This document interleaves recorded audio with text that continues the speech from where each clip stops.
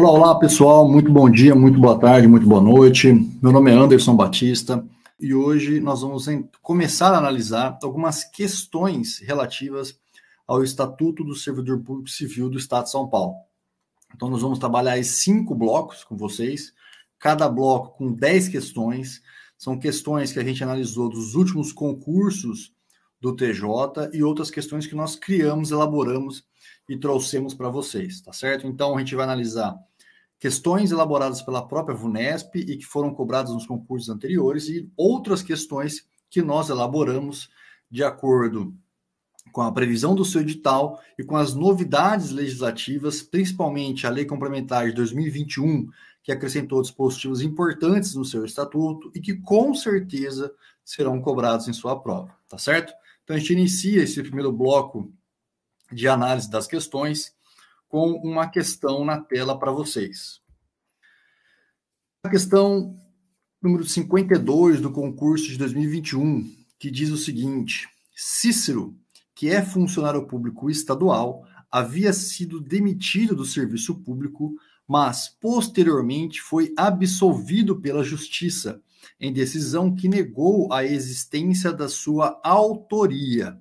Então, o Cícero foi demitido do serviço público, posteriormente no judiciário ele foi absolvido, pois reconheceu a inexistência de autoria.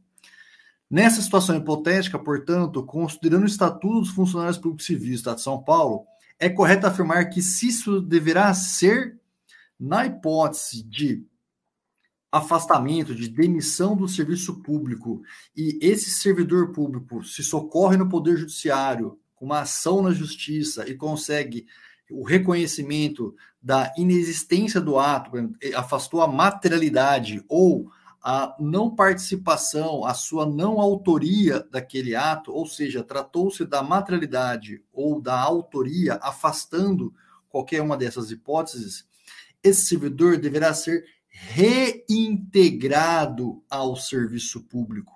E ele será reintegrado ao serviço público naquele seu cargo de origem, do cargo que ele deixou de elaborar, de atuar. Então, a resposta para a nossa correta, vamos analisar as alternativas, mas a alternativa A ele fala reincorporado, está errado. A alternativa B fala reintegrado, correto. Mas ele segue em cargo superior ao que ocupava. Não, ele será reintegrado no cargo de origem, no mesmo cargo que ele ocupava. Alternativa C, ele será readmitido ao serviço público? Não. Alternativa D, ele será reintegrado ao serviço público no cargo que ocupava e com todos os direitos e vantagens devidas mediante simples comprovação do trânsito em julgado de decisão judicial. Perfeito. A alternativa correta é a letra D. E a alternativa E, readmitido, também está incorreta. Então, a alternativa correta da nossa alternativa é a alternativa letra D, e eu coloco na tela aí para vocês o fundamento, o artigo 250, parágrafo 2º do seu estatuto. Perfeito? Bom, então, avançando, a gente passa agora para uma segunda questão, uma questão de 2018.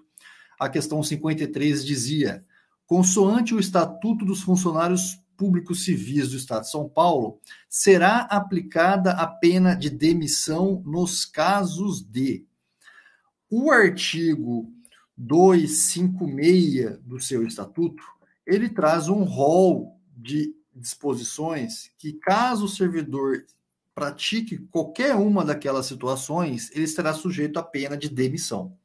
Então, a letra A está cobrando. Quais dessas hipóteses configura uma daquelas hipóteses do artigo 256 do seu estatuto?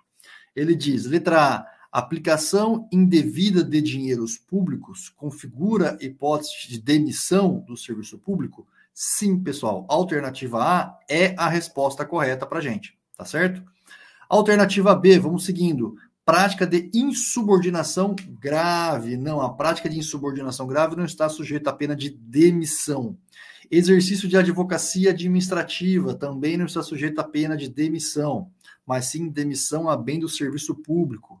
Letra D, pedir por empréstimo, dinheiro ou quaisquer valores a pessoas que tratam de interesses ou que tenham na repartição ou estejam sujeitos à sua fiscalização, também não. E a prática em serviço de ofensas físicas contra funcionários ou particulares. Essa hipótese também é uma hipótese de demissão a bem do serviço público. Então, a alternativa correta para a gente é a letra A. Eu coloco na tela para vocês o fundamento legal, que é o artigo 256, que ele dispõe para a gente as hipóteses de demissão, sendo elas procedimento irregular de natureza grave, a ineficiência no serviço, a aplicação indevida de dinheiros públicos e a inassiduidade. Não há mais o abandono de cargo, está lá o inciso 1 riscado, pois ele foi revogado em 2021. Perfeito? Dando continuidade, então, para a nossa terceira questão no nosso bloco agora de questões. Deixa eu ampliar aqui a tela para vocês, para facilitar a visualização. Pronto. De acordo com a Lei 10.261, no que concerne aos recursos no processo administrativo, é correta a seguinte alternativa. Então, ele está cobrando de nós agora a temática dos recursos no âmbito do processo administrativo. Então, letra A. Não cabe pedido de reconsideração de decisão tomada pelo governador de estado em única instância. Não, pessoal, obviamente que cabe pedido de reconsideração quando o governador do estado, que é a autoridade máxima, decide em única instância, ou seja, a decisão já foi do governador, não cabe recurso, não tem uma autoridade superior ao governador no âmbito do estado. Então, a única maneira que cabe é um pedido de reconsideração. Então, a alternativa A está errada quando ele diz que não cabe, quando, na verdade, cabe. Alternativa B. O recurso será apresentado ao superior hierárquico da autoridade que aplicou a pena, que, em 15 dias, de forma motivada, deve manter a decisão ou reformá-la. O prazo para que a autoridade pública tenha que analisar ou reformar essa decisão é um prazo, na verdade, que no seu estatuto diz de 10 dias e não um prazo de 15 dias. Perfeito, pessoal? A letra C, os recursos não têm efeito suspensivo e os que forem providos darão lugar às retificações necessárias, retroagindo seus efeitos à data do ato punitivo. Correto, pessoal. Essa é a alternativa correta, essa resposta correta da nossa pergunta. Os recursos não têm efeito suspensivo no seu estatuto. Os recursos têm no seu estatuto efeito devolutivo e efeito regressivo. Devolutivo, eu devolvo para que aquela matéria seja novamente reanalisada por uma autoridade superior. Regressivo, eu devolvo esse recurso para que a mesma autoridade que aplicou aquela sanção possa, ela, rever a própria decisão, o efeito regressivo. Devolutivo, regressivo, nós temos. E o efeito suspensivo é aquele efeito que, enquanto o recurso não for analisado, aquela decisão que está sendo combatida, que está sendo recorrida, ela não tem aplicabilidade, ela fica congelada, com seus efeitos suspensos. Esse efeito suspensivo está previsto no seu estatuto? Não, o estatuto prevê que não há efeito suspensivo nos recursos administrativos. Ou seja, cabe recurso? Cabe, mas a decisão que está sendo combatida, ela tem plena eficácia, ela surte efeitos. Mesmo que lá na frente, esse recurso, quando julgado, revogue ou modifique essa decisão. Enquanto não for julgado, mantém os seus plenos efeitos. Tá certo? A letra D, apenas para a gente complementar aí a questão, o prazo para recorrer é de 15 dias, não, o prazo é de 30 dias. A letra E, o recurso não poderá ser apreciado pela autoridade competente se incorretamente denominado ou endereçado.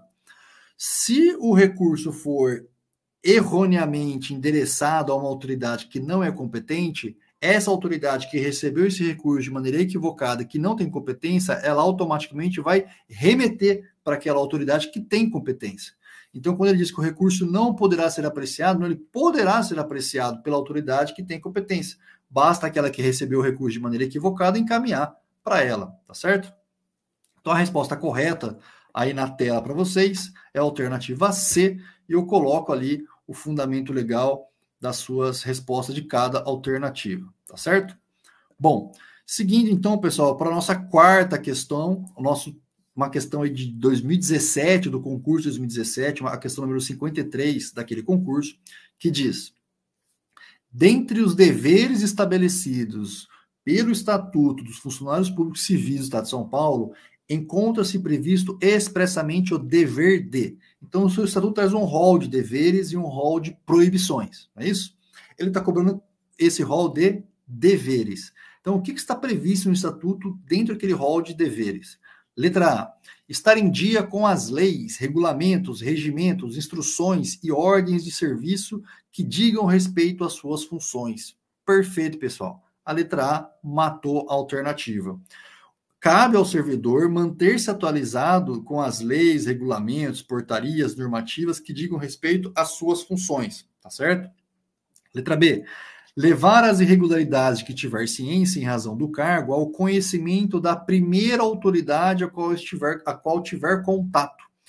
Não é a primeira autoridade a qual tiver contato, mas sim ao seu superior que o servidor deverá então levar conhecimento de qualquer irregularidade que ele tenha presenciado, que ele tenha tido ciência.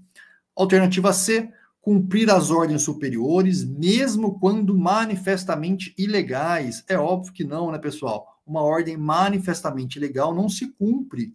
Exemplo, fulano vai lá e mate o ciclano. Óbvio que você não vai cumprir uma ordem manifestamente ilegal, tá certo? Letra D, prestar ao público em geral as informações requeridas no prazo máximo de 48 horas. Não há previsão como essa no Estatuto. Pelo contrário, o seu Estatuto diz que deve o servidor guardar sigilo aos assuntos da repartição e não dar publicidade no prazo de 48 horas. E a letra E, só para a gente finalizar a questão, atender com urgência e preferência à expedição de certidões requeridas para defesa de direito ou para esclarecimento de situações de interesse processual. O seu Estatuto tem uma previsão que se assemelha um pouco a essa alternativa E, mas ele diz que essa urgência e preferência se dá em relação a temas que digam respeito à defesa do Estado, tá certo? E não de maneira genérica como traz a nossa alternativa. Então, a resposta correta para a questão de 2017, a questão no 53 de 2017, é a letra A, como foi falado anteriormente. Perfeito? E aí na tela para vocês o fundamento de onde eles retiraram essa questão. Seguindo, então, a gente passa agora para a nossa próxima alternativa, a nossa próxima questão, uma questão do concurso de 2015, a questão número 50 do concurso 2015, que diz: escrivão diretor da primeira vara civil da comarca X determina que escrevente técnico judiciário, a ele subordinado, destrua um documento colocando-o em fragmentadora de papel. O escrevente técnico judiciário percebe que o documento é uma petição assinada e devidamente protocolada, que deveria ser encartada em um processo que tramita naquela vara e que ainda não havia sido sentenciado. O escrevente técnico judiciário deverá, nos termos do Estatuto, letra A, proceder conforme ordenado pelo escrivão diretor, nada dizendo sobre o assunto, pois é dever do servidor público guardar sigilo sobre os assuntos da repartição. Será, pessoal? Vejam, trata-se então de um documento que foi protocolado e um documento que tem que ser juntado a um determinado processo. Será que o servidor tem, então, a necessidade de destruir esse documento ou ele deve juntar ao processo, pois é um documento que a parte pediu que fosse juntado? Então, a alternativa A está equivocada. A alternativa B, representar ao juiz da vara, já que é dever do servidor público representar contra ordens manifestamente ilegais. Perfeito, pessoal. Essa é a alternativa correta. Trata-se de uma ordem manifestamente ilegal do escrivão diretor, que para que o escrevente técnico judiciário destrua um documento que deve ser juntado aos autos. Então, esse escrevente técnico judiciário vai reportar a quem? Ao superior. Se o seu chefe está determinando uma ordem manifestamente ilegal, que é o escrivão diretor, ele reporta ao chefe do chefe, que no caso é o juiz, tá certo? E a letra C, desempenhar com zelo e presteza os trabalhos que lhe forem incumbido, destruindo o documento. Claro que não deve destruir. Letra D, utilizar-se do documento com papel de rascunho para seu trabalho, considerando que é dever do servidor público zelar pela economia do material do Estado. Aqui o examinador até forçou um pouco a barra, né? E a letra E, cumprir a ordem, pois é dever do servidor público cooperar e manter espírito de solidariedade com os companheiros de trabalho. Não, porque é uma ordem manifestamente ilegal. Tá certo? Então, a alternativa correta é a letra B. Tá joia? E o fundamento legal aí para vocês na tela. Dando continuidade, então, a gente passa à próxima alternativa, uma alternativa do ano de 2014, alternativa número 92, tá? Deixa eu ampliar aqui a tela para vocês, pessoal, para melhorar aí o campo de visão. Vamos lá. Questão número 92, que diz: a respeito das penas disciplinares e de sua aplicação, é correto afirmar, à luz do Estatuto, que...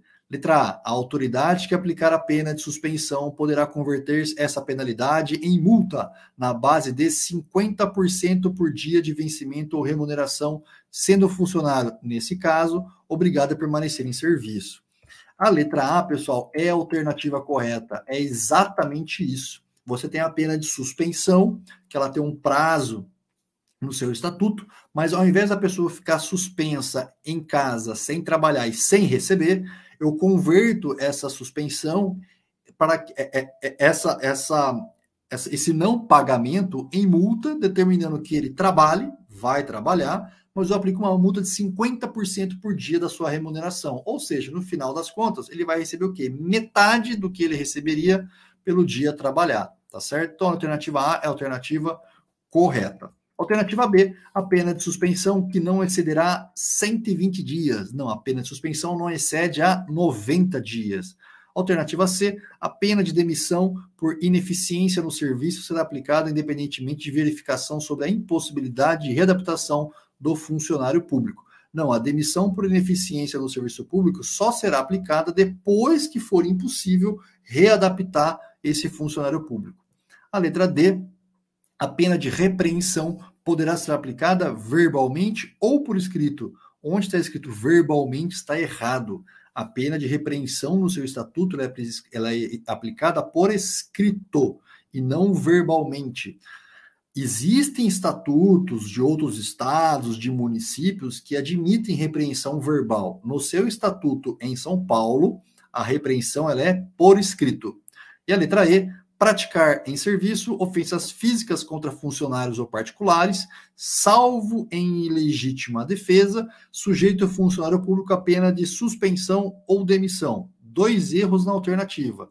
A prática de ofensas físicas contra funcionários ou particulares sujeita a pena de demissão a bem do serviço público, e não suspensão ou demissão. Porém, se for uma hipótese de legítima defesa, obviamente que uma hipótese de legítima defesa justifica essa ofensa que o servidor está praticando.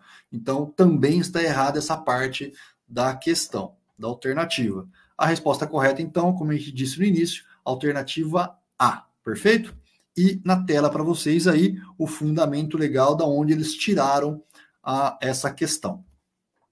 Seguindo então, pessoal, a próxima alternativa nossa que a gente vai trabalhar em aula é uma questão do concurso de 2012, a questão número 68, que diz: sobre o direito de petição, assinale a alternativa correta. Então, o seu estatuto traz nos primeiros artigos do seu estatuto, do seu edital, o chamado direito de petição. E ele diz na letra A administração poderá recusar-se a protocolar a petição se esta não for subscrita por advogado constituído.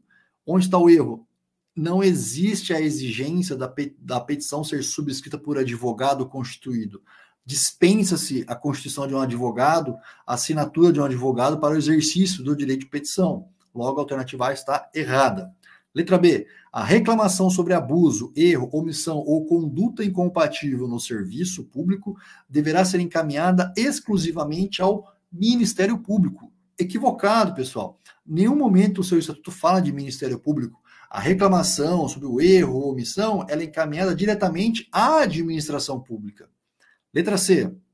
Se o agente público se recusar a encaminhar ou apreciar a petição, estará sujeito à pena de responsabilidade. A alternativa C está correta.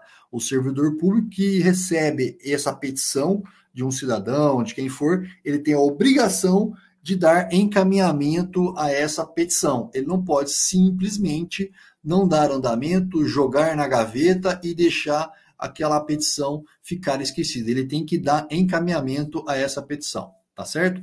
Então, a alternativa correta é a letra C.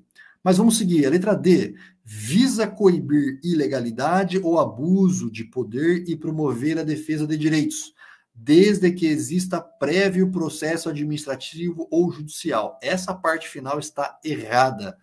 Para exercício do direito de petição, independe se existe prévio processo administrativo ou judicial, tá certo? Letra E. É direito assegurado a qualquer pessoa física ou jurídica, perfeito, mediante pagamento de taxa? Não, o direito de petição ele é gratuito. A própria Constituição Federal diz que o exercício do direito de petição é um direito fundamental e sem custo algum, tá certo?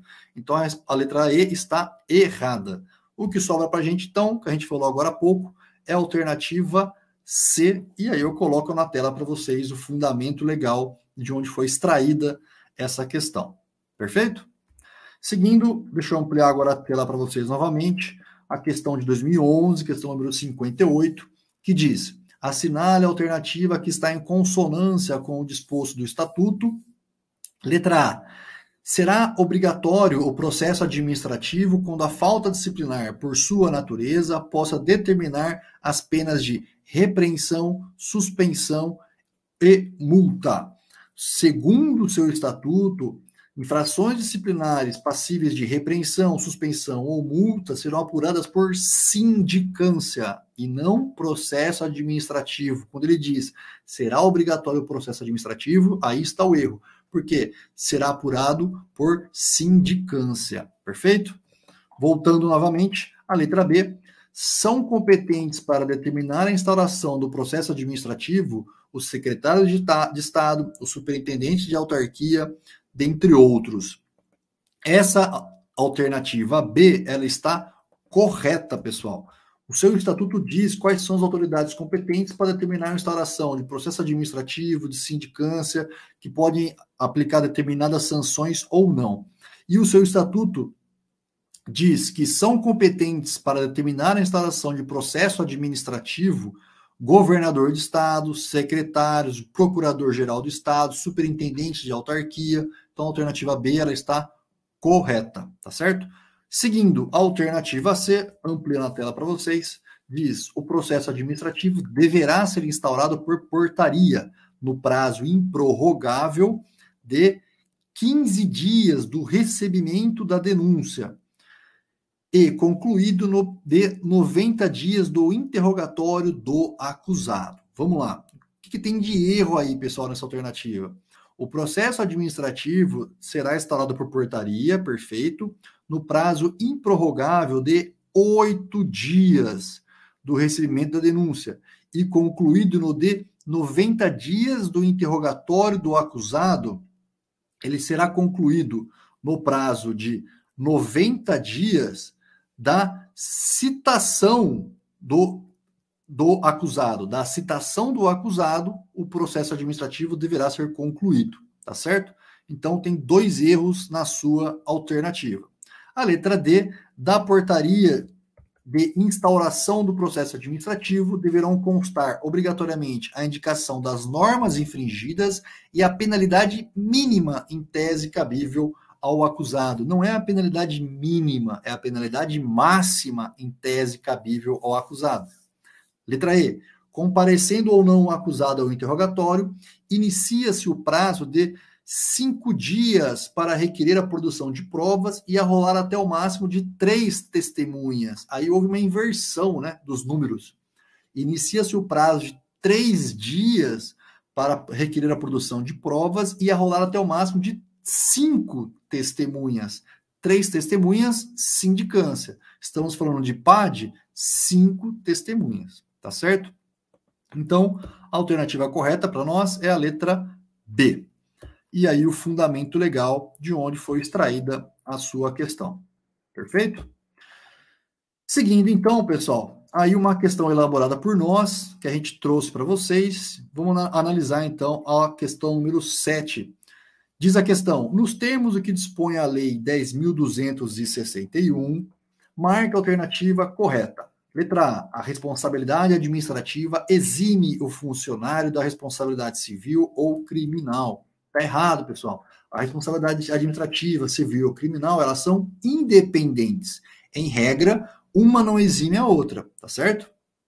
Letra B. A responsabilidade administrativa exime o funcionário do pagamento da indenização a que ficar obrigado. Também está errado. O estatuto é expresso. A responsabilidade administrativa do servidor não exime a responsabilidade de indenização a que ele está obrigado. Ele causou um dano à repartição pública. Ele será responsabilizado administrativamente, sofrerá uma sanção e ainda tem que reparar o dano causado, tá certo? A letra C. A responsabilidade administrativa é dependente da civil e da criminal. A e a C falam juntas, né? Não, as instâncias são independentes. Uma responsabilidade não depende da outra. A letra D. Não será reintegrado ao serviço público o servidor absolvido pela Justiça em julgado de decisão que negue a existência de sua autoria ou de fato que dê origem à sua demissão. Não, ele será reintegrado. Se na Justiça ele foi absolvido reconhecendo que não houve o fato, não há materialidade, ou que não ele não é o autor, não há materialidade ou autoria, ele será então reintegrado ao serviço público. E o que sobrou para a gente, que a alternativa correta, é a letra E. O processo administrativo só poderá ser sobrestado para aguardar decisão judicial por despacho motivado da autoridade competente para aplicar a pena. É isso, pessoal. O processo administrativo ele é independente da instância civil e criminal. Excepcionalmente, por despacho motivado, eu posso suspender o processo administrativo. Exemplo, eu vou aguardar a produção de uma prova que está sendo realizada no processo criminal ou na investigação realizada pelo delegado de polícia durante um inquérito policial. Então, eu vou sobrestar esse processo administrativo, aguardo essa produção dessa prova, peço o compartilhamento dessa prova e o processo volta a caminhar. Mas isso é uma exceção, tá certo? Então, a alternativa correta para a gente é a letra E na tela, e aí o fundamento legal da sua questão. E para a gente finalizar a nossa 10ª questão do nosso bloco, mais uma questãozinha que a gente elaborou para vocês, nos termos que dispõe a lei, marca a alternativa correta. As práticas, letra A, as práticas autocompositivas a serem regulamentadas por lei serão orientadas por diversos princípios. No seu estatuto, a previsão é que as práticas autocompositivas serão regulamentadas por decreto. Então, a pegadinha tá, eu troquei lei por decreto, tá certo? Então, a alternativa A, letra A, está equivocada, está errada. Letra B, o princípio da formalidade rege as práticas autocompositivas. As práticas autocompositivas são regidas por diversos princípios, dentre eles o princípio da informalidade e não formalidade, tá certo? Letra C, nas práticas autocompositivas, a participação do funcionário é obrigatória. Não, o funcionário ele tem a discricionalidade, se ele vai querer participar, se ele vai querer adotar ou não a adoção das práticas autocompositivas. Ela é voluntária, você participa voluntariamente ou não, ela não é obrigatória, tá certo? Voltando na letra D, nas práticas autocompositivas, a eventual recusa poderá ser considerada em seu desfavor. Não, pessoal. A recusa em participar da prática autocompositiva, já que ela não é obrigatória, como a gente acabou de ver agora há pouco, essa recusa em não querer participar não pode ser interpretada em desfavor, em prejuízo do servidor. E o que sobra para a gente, a letra E, são práticas autocompositivas, a mediação, a conciliação, os processos circulares e outras técnicas de justiça restaurativa. A alternativa E é a alternativa correta, ela está em consonância com o artigo 267, letra B, parágrafo 1º do seu estatuto, e aí está na tela para vocês o fundamento legal de onde foi extraída essa questão.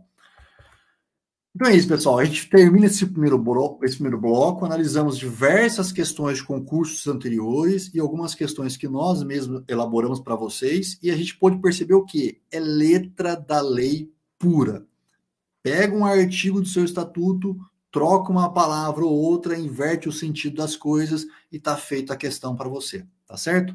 Então, agradeço mais uma vez a presença de todos e nos vemos no próximo bloco, analisando outras questões dos concursos anteriores e questões também elaboradas por nós, feito aí com carinho para vocês. Forte abraço, até lá. Você acaba de assistir a uma aula ou uma parte das muitas aulas que nós temos aqui no nosso curso online preparatório para o concurso Tribunal de Justiça, escrevente técnico judiciário. E se você chegou até aqui é porque gostou, não é verdade? Então continua, porque eu tenho um recado importante para te passar. Nós montamos o curso online preparatório, curso completo para você ser aprovado no concurso escrevente técnico judiciário. Dá uma olhadinha aqui comigo, olha só. Tudo que você vai ter de vantagem estudando conosco, tá? Vantagens do curso: acesso imediato. Então, no momento que você adquire o curso preparatório, recebe no seu e-mail os dados de acesso, já começa a navegar com a gente imediatamente, tá?